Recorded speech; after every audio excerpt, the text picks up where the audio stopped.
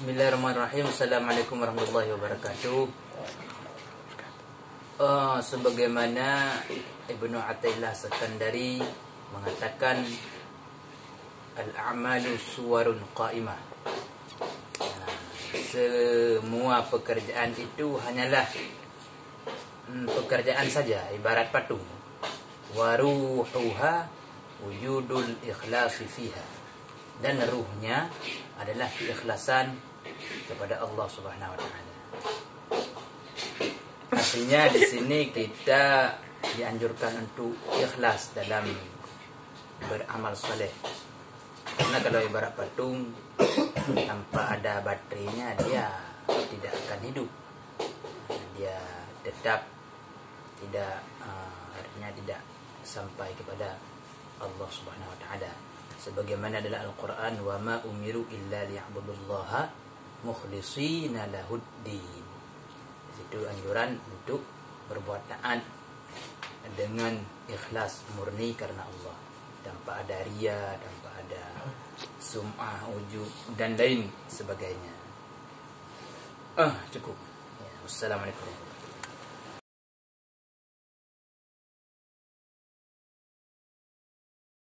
Assalamualaikum warahmatullahi wabarakatuh. Jadi buat saudara-saudara yang saya cintai dan saya banggakan, dimanapun kita berada, maka buat kata-kata saya sekarang, mandilah pagi-pagi agar badan kita tetap sehat. Karena manfaat mandi pagi itu banyak sekali. Seperti kita sholat, bekerja, mengaji dan seterusnya. Dan apapun yang kita mau kerjakan, ketika kita sudah mandi pagi, maka semua itu akan menjadi kita semangat ketika kita belajar, bekerja itu semangat jadinya ketika kita sudah mandi pagi. Mungkin itu saja dari saya atau pesan saya pada saudara-saudara yang saya cintai, mohon dimaafkan. Assalamualaikum warahmatullahi wabarakatuh.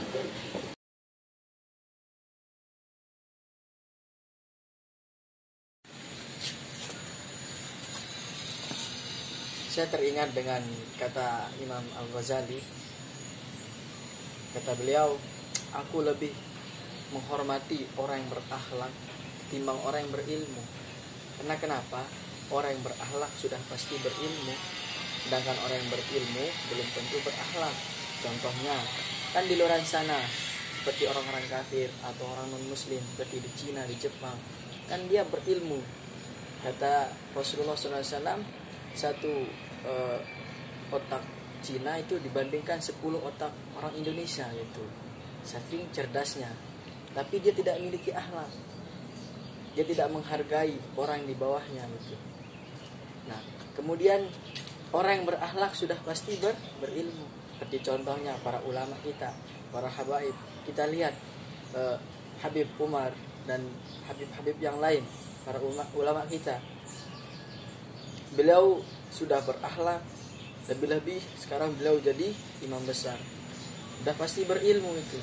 Jadi yang terpenting di dalam kehidupan itu adalah akhlak. Sebagaimana Al-Khwarizmi mengibaratkan akhlak itu seperti angka 1. Nah, jadi akhlak itu angka 1, ditambah lagi dengan kecerdasan, ketampanan, kejeniusan, kemudian banyak berkarya, itu ditambah 0. Ya, 0. Kemudian angka 1-nya hilang, jadi 0 ini apa artinya? Jadi gitu. Jadi yang terpenting dalam hidup ini adalah akhlak. Setinggi-tinggi apapun ilmu kita, kalau kita tidak memiliki akhlak, orang belum tentu akan menghargai kita. Gitu. Syukran.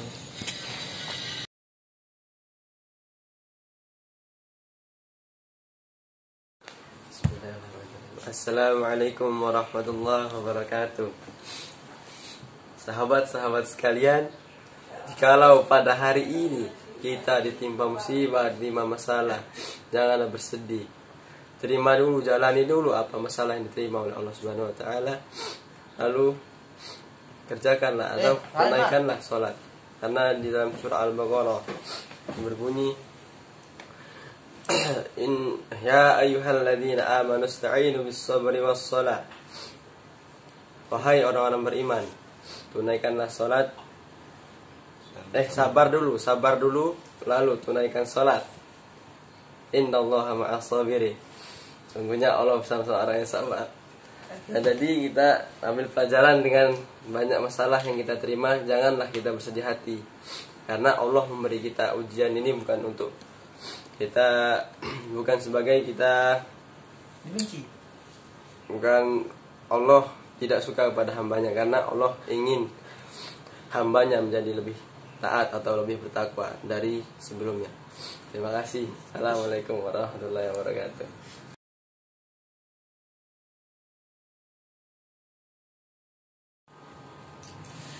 Bismillahirrahmanirrahim. Assalamualaikum warahmatullahi wabarakatuh. Sahabat-sahabat dimanapun Anda berada, Allah Subhanahu wa Ta'ala banyak sekali memberikan perumpamaan kepada kita untuk dijadikan sebagai pelajaran hidup dalam menjalani kehidupan di dunia ini.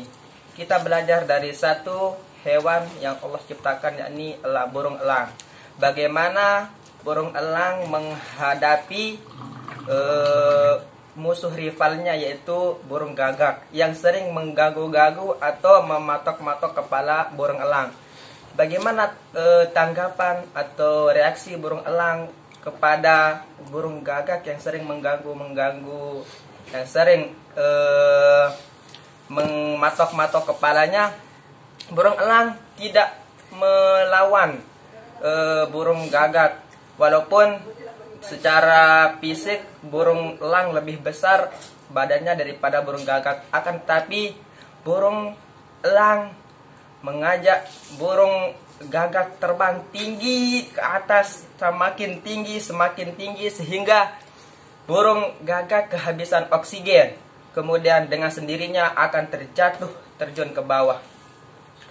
Dari itu kita bisa mengambil pelajaran bahwa apabila ada orang yang iri, dengki, hasad kepada kita atas kesuksesan atau keberhasilan kita, maka janganlah menanggapinya dengan adu fisik dan ini lain sebagainya. Akan tetapi tingkatkanlah kesuksesan kita sehingga dengan sendirinya ia akan mengakui bahwa kita itu orang yang berhasil. Demikian kata-kata buat hari ini, semoga ada manfaatnya. Assalamualaikum warahmatullahi wabarakatuh.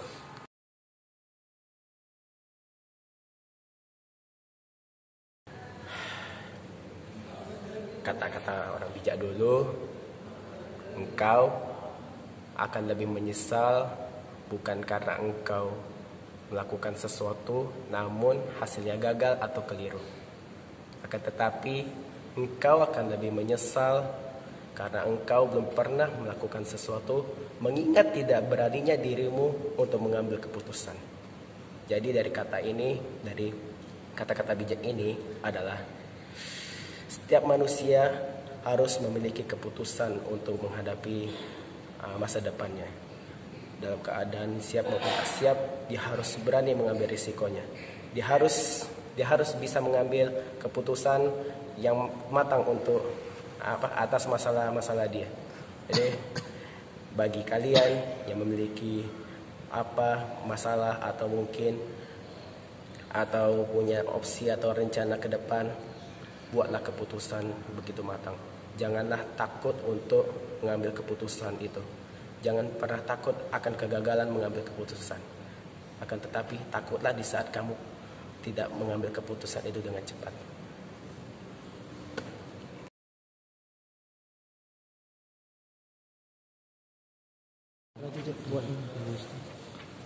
Nabi Muhammad SAW pernah bersabda, as-salatu imaduddin, yang artinya adalah salat adalah tiang agama. Maka dari itu kita yang mengaku umat Islam sebagai seorang muslim tentunya harus melaksanakan ibadah salat 5 waktu.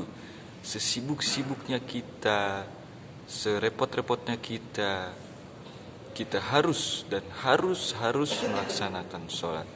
Karena ketika kita tidak melaksanakan salat, apa yang terjadi? Agama Islam bisa jadi dan bisa mungkin ketika di dunia ini tidak ada lagi yang melaksanakan sholat, apa yang terjadi? Agama Islam akan runtuh. Karena sebagaimana terjemah di hadis yang tadi bahwa sholat adalah suatu tiang agama. Ketika suatu rumah kemudian tidak mempunyai tiang, apa yang akan terjadi? Maka rumah itu akan hancur. Maka sholatlah, sholat, sholat, sholat. Mantap.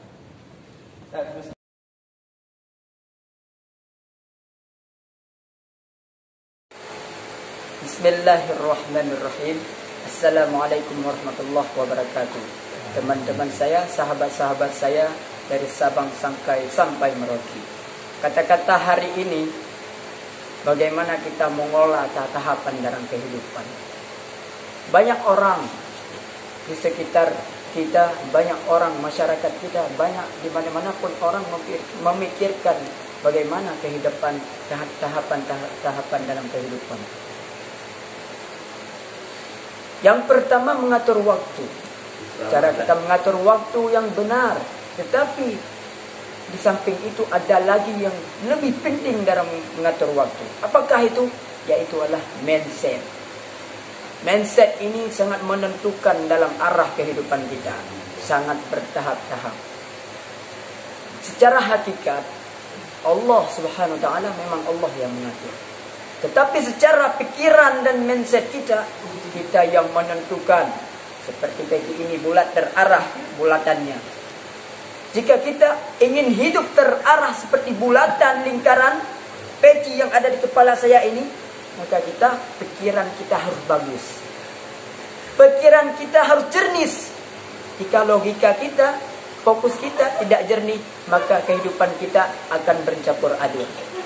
Tidak bertahap-tahap, random, ngawur, nyasar, tidak terarah kehidupan. Bagaimana cara untuk pikiran kita lurus, kehidupan kita bertahap dan seperti poci bulat ini?